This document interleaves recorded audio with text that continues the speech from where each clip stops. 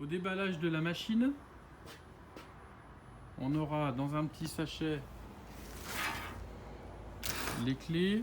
Il faut penser à installer les deux poignées qui sont en réalité à l'intérieur du capot. Donc on dévisse les deux vis qui sont en extérieur, on met la poignée en extérieur et on resserre les vis. Pareil pour ici. La poignée en réalité elle est cachée en dessous, derrière. Et on installe à l'intérieur de la machine, dans un film plastique, on va installer le tuyau de sortie de récupération dans son bac. Donc pensez à vérifier le niveau, pensez à couper la longueur du tuyau une fois que votre machine est bien installée pour éviter ça. Le problème c'est que là mon tuyau en fait il est plus bas, donc je vais créer un bouchon, donc il faut bien vérifier que le tuyau soit toujours en pente de façon à ce que le produit et l'eau puisse s'évacuer dans le bidon.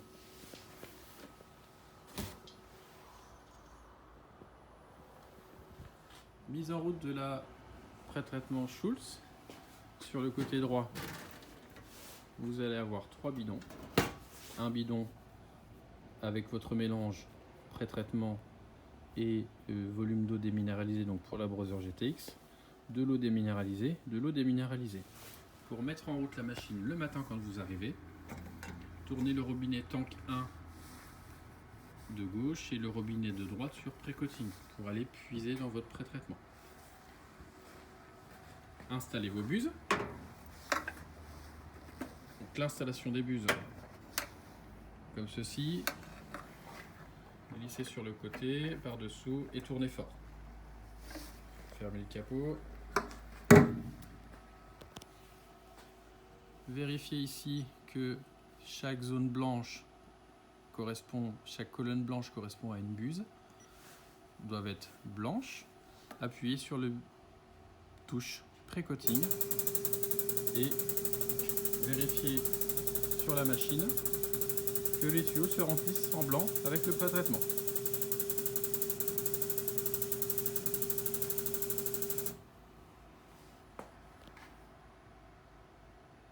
La machine est prête à être utilisée. Pour les réglages, appuyez sur Setting. On viendra ici choisir en partant du col quelle est la distance à laquelle on veut commencer le pré-traitement et on va avoir ici la zone blanche, la longueur de notre zone de pré-traitement. D'accord, donc là je veux pré-traiter en partant du col à peu près à 6 cm sur 40 cm de pré-traitement. En faisant sur suivant, donc je vais pouvoir pré-traiter une certaine vitesse. Donc plus je vais lentement sur la diffusion, plus je mets de pré-traitement, le minimum étant 30, plus je vais augmenter ma vitesse, plus mes buses vont diffuser vite et donc je mettrai moins de pré-traitement. Pour avoir environ 30-35 grammes de pré-traitement, on va se mettre aux alentours de 110-115%, à vérifier avec une balance. Je valide. Je vais pouvoir ici installer mon t-shirt.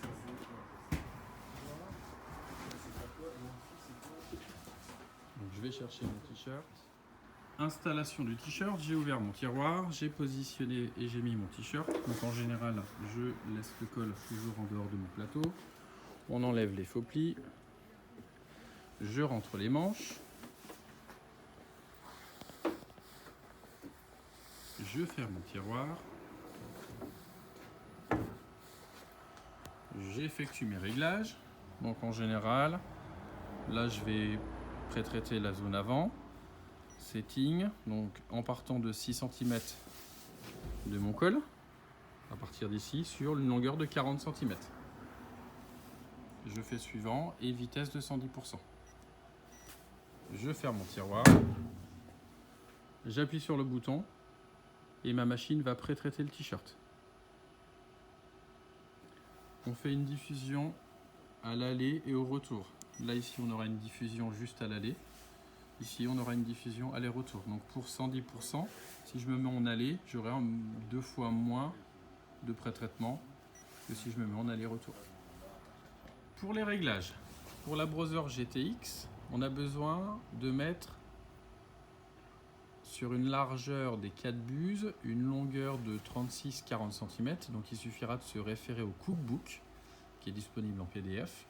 Donc on a besoin de mettre 30-35 grammes de pré-traitement. Donc il suffira d'installer le t-shirt dans la machine.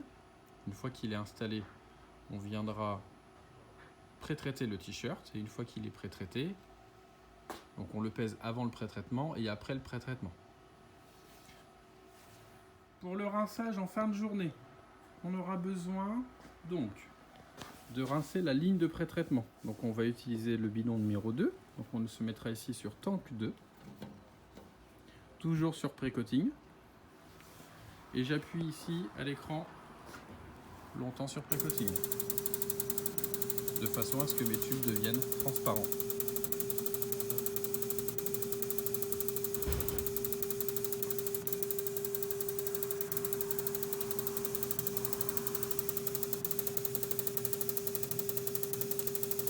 Une fois que c'est fait, je vais pouvoir tourner mon robinet sur cleaner pour pouvoir utiliser le dernier bidon et j'appuie à l'écran sur water pour finir de rincer les deux lignes.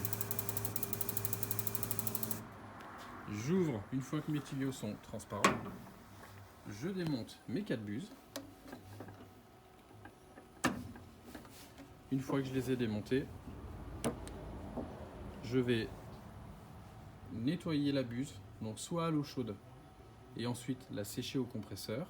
On peut aussi utiliser le bac à ultrasons que l'on mettra et que l'on réglera. Donc on mettra de l'eau dedans d'environ, on mettra remplira d'eau déminéralisée, on mettra nos 4 buses dedans, on le fait aller 5 minutes et une fois que le cycle de 5 minutes est terminé, on sèche les buses.